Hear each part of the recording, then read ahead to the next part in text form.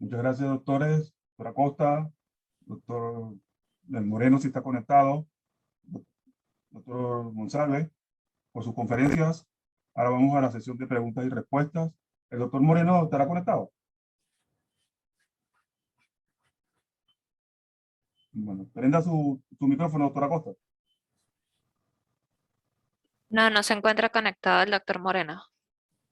Ok. Entonces vamos a empezar a preguntar al doctor Acosta si se conecta el doctor Moreno, por favor nos avisa. Doctor Acosta, con respecto a su presentación, primero, muchas gracias por la excelente presentación. Desde el punto de vista clínico, ¿qué método usted recomendaría o si es que existe alguna manera de evaluar clínicamente la microcirculación coronaria?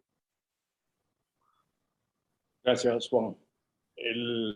Esa pregunta requiere considerar aspectos importantes. Primero, seguridad, certeza de irreproducibilidad de los datos, disponibilidad de equipo, de personal entrenado, costo de insumos. Y todo ello va a tener que ensamblarse con el fin de encontrar el que mejor se adapte a las circunstancias generales o a las circunstancias particulares de un hospital o de un país. Si el paciente está en el laboratorio de hemodinamia, porque están haciendo un cateterismo, obviamente que el procedimiento es el que se hace allí, que es determinación de cálculo de fracción de reserva fraccional o de reserva de flujo coronario y de resistencias, midiendo presiones y flujos intracoronarios por termodilución o por Doppler y utilizando los estímulos apropiados de vasomoción como adenosina, dipridamol o acetilcolina. Ahora, fuera del contexto de un laboratorio de hemodinamia, allí es más difícil de tomar la decisión.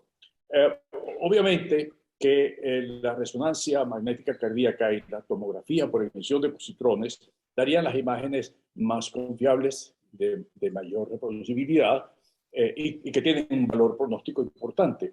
Pero estos son equipos de no fácil disponibilidad, son costosos los exámenes y requieren un personal, por supuesto, especialmente entrenado para eso.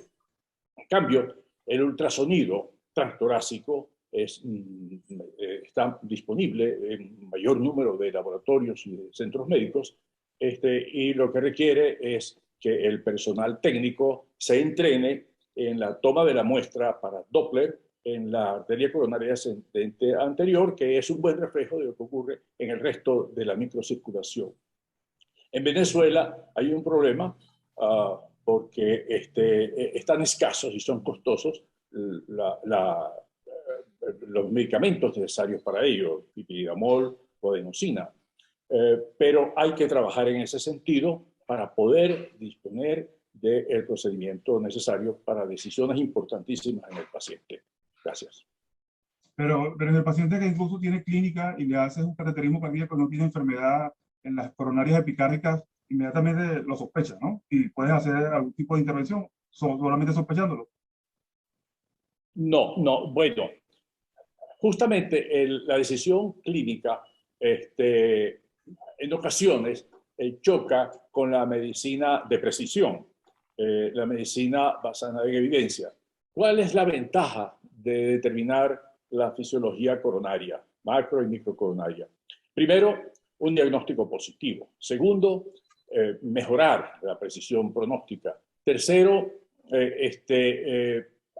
hacer énfasis en el paciente de la necesidad de cumplir las intervenciones farmacológicas y no farmacológicas. Y cuarto, decisiones farmacológicas que dependen del mecanismo y de la región donde se está haciendo. Si está en un laboratorio de hemodinamia, no se encontró lesiones obstructivas, el paciente puede tener enfermedad macrovascular disfuncionante o funcional, como el espasmo epicárdico, o puede tener, mucho más probablemente, enfermedad microvascular.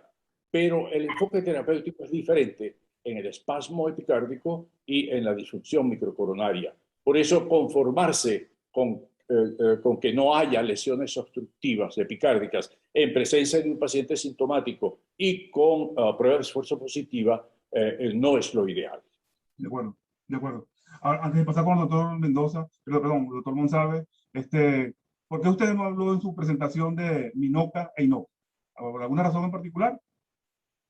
Sí, esa es una visión muy bien meditada.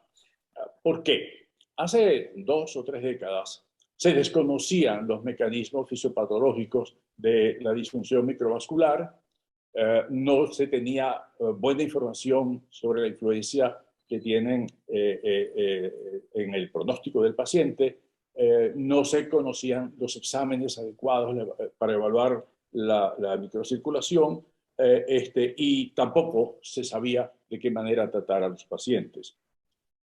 Pero ahora la cosa es diferente. Ahora se conoce la fisiopatología, la correlación clínica, el pronóstico del enfermo y cómo tratarlo. Entonces no puede, a mi modo de ver, continuar haciéndose diagnósticos de lo que está ausente. Creo que es mejor ir a un diagnóstico positivo de lo que sí hay. Por ejemplo, una enfermedad vascular funcional por espasmo epicárdico o una enfermedad microvascular por disfunción de la circulación de los vasos pequeños. El diagnóstico tiene que ser precisado. La implicación diagnóstica y pronóstica es diferente y las decisiones terapéuticas también.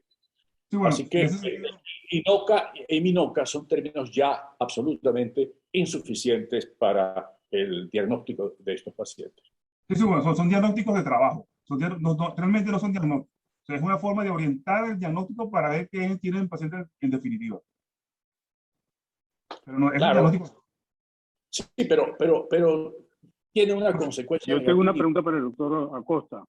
Ajá. Dígalo. Sí, tiene una consecuencia negativa, que es que el médico se conforme con, no tiene obstrucción coronaria, y que le transmita al paciente una falsa seguridad. Bueno, pero eso es importante incluso para los efectos de este congreso, que Minoca en sí no es un diagnóstico. Es un diagnóstico de trabajo que implica un abanico de posibilidades de diagnóstico y hay que afinar el diagnóstico. Así es. Doctor Monsalve. Tengo una pregunta, doctora Acosta. Julio, y aquí llaman flujo lento. ¿De qué depende y cómo se trata? Perdona, flujo lento. Flujo lento Sí. es como ya vimos, es una de las manifestaciones de disfunción microvascular. Antes lo sospechábamos, pero no había una precisión. Aproximadamente el 30% de los pacientes que tienen disfunción microvascular se manifiesta angiográficamente por un flujo lento. Y eso es una de los criterios diagnósticos: flujo lento y reserva de flujo coronario disminuida en ausencia de obstrucción epicárdica. El tratamiento es igual que el tratamiento de la disfunción microvascular. Primero, la corrección estricta de los factores de riesgo, y eso requiere que se le hable al paciente con claridad, sobre todo del pronóstico negativo de su enfermedad microvascular. Segundo, requiere una terapia por pasos, esquematizada, en donde el antagonismo del calcio tiene una primera línea, luego los beta-bloqueantes con efecto sobre la microcirculación, que prácticamente hay uno solo, que es el que tiene agonismo beta-3, como el ibuprofeno. Y en tercer lugar, medicamentos antianginosos como la ivabradina, ranolazina, que son terapias de tipo sintomático. Luego, todos los pacientes necesitan aspirina, necesitan estatina, se benefician con el uso de ericosapentil, omega 3, antioxidantes serían beneficiosos para ellos, y por supuesto, también han demostrado beneficios sobre la microcirculación la intervención sobre el sistema renina-angiotensina con IECAS o con bloqueante ARA2. Okay. Doctor Monsalve, para usted una pregunta muy elemental, pero que eventualmente puede servir para aclarar puntos. Considerando que en Venezuela, por lo general, no se mide LDL colesterol, sino que sencillamente se calcula por sencillamente el colesterol total menos la quinta parte de los triglicéridos menos HDL igual LDL. Entonces, cuando los triglicéridos están muy elevados, o en qué punto del nivel de triglicéridos ya entonces el valor del LDL medido de esa manera no tiene ningún valor y en esos casos, ¿qué hacer? La fórmula, sí, más de 400. Cuando están más de 400, la fórmula no tiene valor y hay que directamente la LDL. Pero yo tenía otra pregunta. Perdonen que tenga yo preguntas, ¿no? La pregunta es, ustedes dos son cardiólogos de amplia experiencia. Yo les quiero preguntar si ustedes han visto Takotsubo. ¿Ha habido claro. casos de... Sí, claro, bueno. Sí. ¿Y cómo lo han tratado? ¿Cómo lo han tratado? No, si es un Takotsubo, al principio incluso muchas veces diagnóstico lo hace retrospectivo porque el cateterismo no lo hace en el momento, sino después. Pero el paciente, inicialmente el tratamiento es el mismo de un síntoma coronario agudo. Después cuando te consigues que no tiene enfermedad coronaria, entonces, y con la característica de la contractilidad ecocardiográfica, lo sospechas y en cuestión de 2 semanas, 3 semanas, variable el tiempo, la contractilidad vuelve a ser normal. Pero sí, sí. De hecho, una vez tuvo un caso de una señora con una descendiente anterior con una obstrucción significativa, que de hecho no se quiso operar, pero incluso tenía una fracción de eyección de 35%, tenía toda la cara anterior, el septum, todo asinético, pero con lesión significativa, y resulta que a las 2 semanas tenía la contractilidad normal, completamente normal. Es la evolución, sí. Y el síndrome coronario agudo fue porque peleó con su esposo. Tuvo una discusión terrible con su esposo. ¿Okay? Es decir, que después todo cuadró, retrospectivamente todo cuadró después. Los casos que he visto son el doctor Iván Mendoza, ¿no? Pero el Takotsubo es un ejemplo, es un modelo biológico natural, patológico por supuesto, de enfermedad de la microcirculación. Y debe tratarse como tal.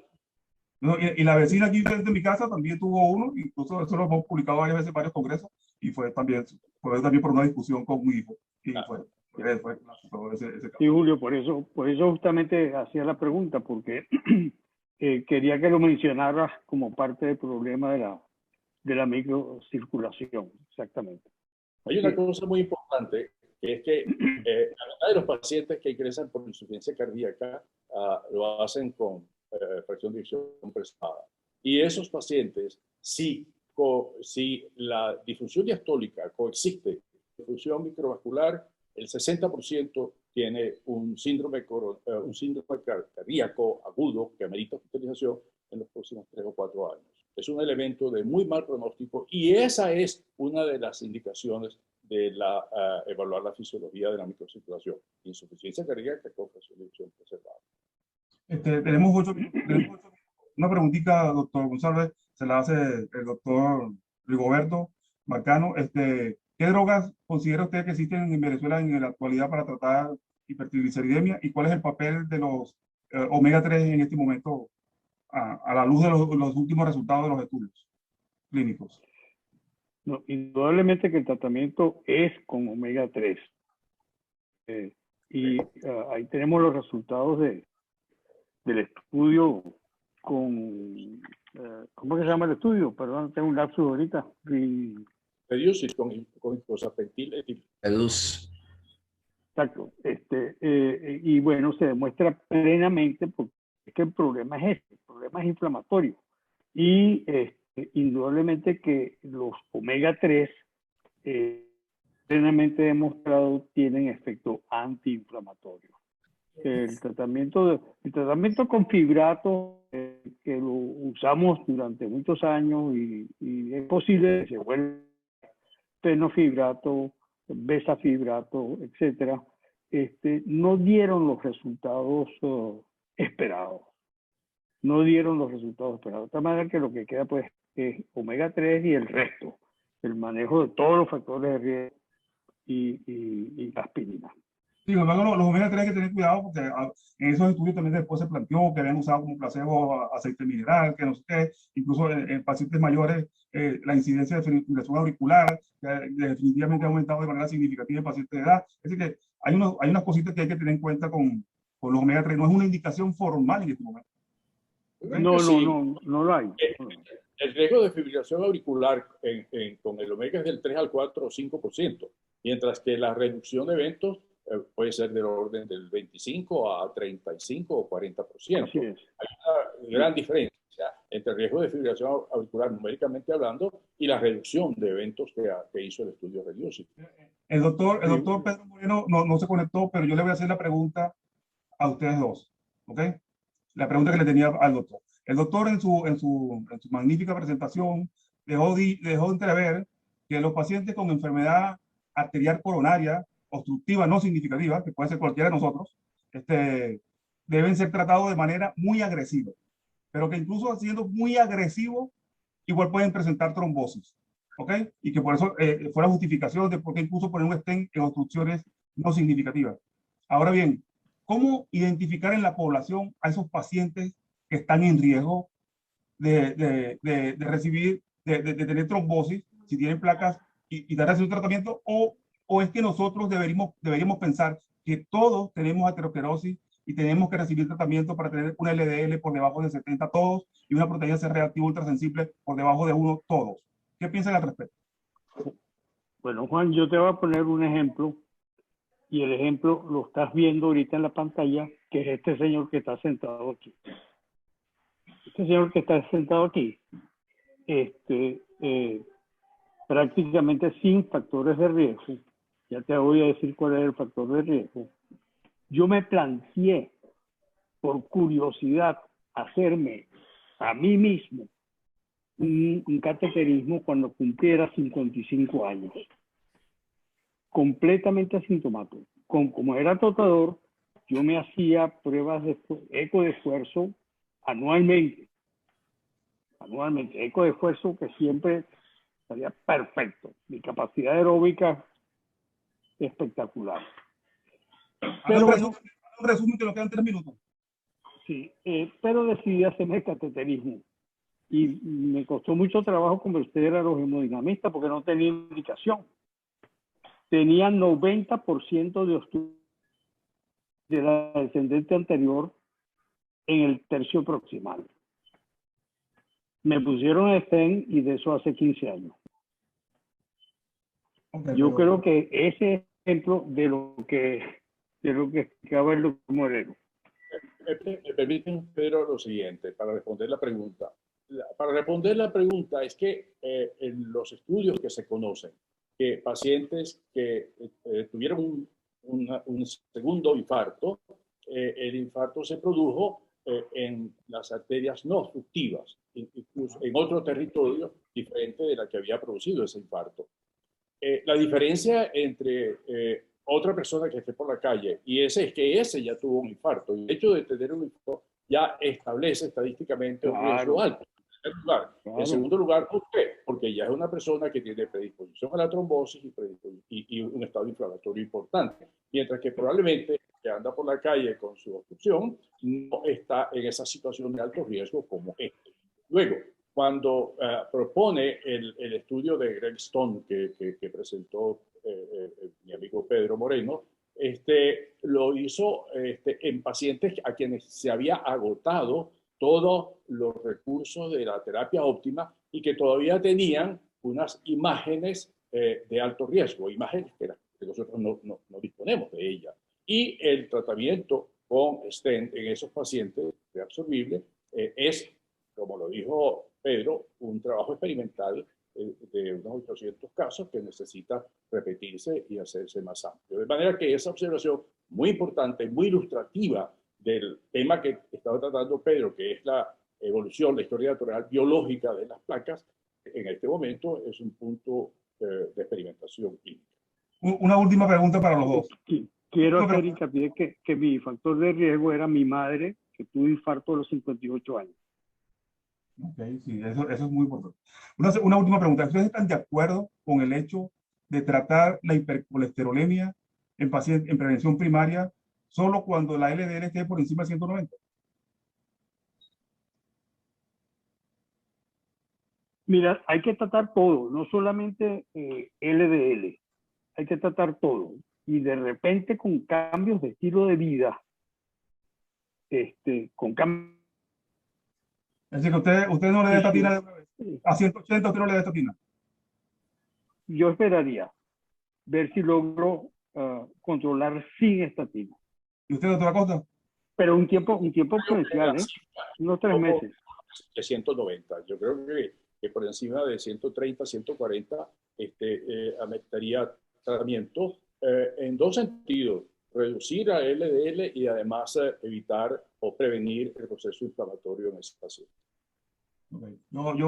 Yo me conformo cuando tienen menos de 100. Cuando tiene menos, Yo me conformo cuando mi paciente tiene menos de LDL en prevención primaria. sí. Estamos Bueno, hablando yo les doy un chancecito de 3 meses porque el cambio que yo le dedico bastante trabajo, a veces da algunos resultados. Pero uno termina recetando la estatina, indudablemente. Bueno, mire, excelente. Muchas gracias por las presentaciones. Estuvo maravillosa esta sesión de fisiopatología. Ahora vamos a un receso de unos minuticos con unos videos y de nuestros anunciantes, de nuestros patrocinadores y vamos entonces al tercer simposio de la noche.